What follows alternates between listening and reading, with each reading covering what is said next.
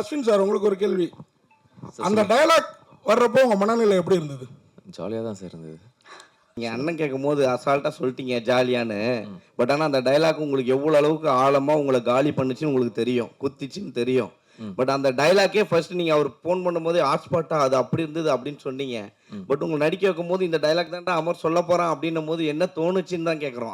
அதே போல இப்போ நீங்க கதைகள்லாம் கேட்கும்போது தூங்குறீங்களா இல்ல முழிச்சுக்கிட்டீங்களா? ஒரே ஒரு கேள்வி, நான் நேர்மையாக கேட்டால் நீங்கள் பதில் சொல்லுவீங்களா? சொல்லுங்க. நான் வந்து 40ங்கிறது ஜென்ரலாக நான் சொன்ன ஒரு நம்பர். நான் அதுக்கு மேலேயும் கேட்டிருக்கலாம், அது கம்மியும் கேட்டிருக்கலாம். இன்னைக்கு நீங்க எவ்வளோ கதை கேட்டாலும் நீங்க தூங்காம இருந்திருப்பீங்களா? நீங்க படத்திலேயே நான் பார்க்குறேன், தியேட்டர்ல அத்தனை பேர் தூங்குறாங்க.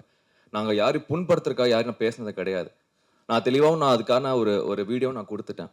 நீங்க திரும்ப இப்போ இந்த இதுல வந்து படத்துக்கு வரும்போது நீங்க திரும்ப அத பத்தி கேட்கிறீங்கன்னா, நீங்க தான் என்ன குத்த பார்த்துட்டே இருக்கீங்க. குத்தல நாங்க. நீங்க எடுத்துக்கிட்ட விதம் இப்போ அந்த டயலாக்கே உங்களுக்கு இருக்கிறாங்க. அவ்வளோ போல்டா நீங்க நடிச்சிருக்கீங்க.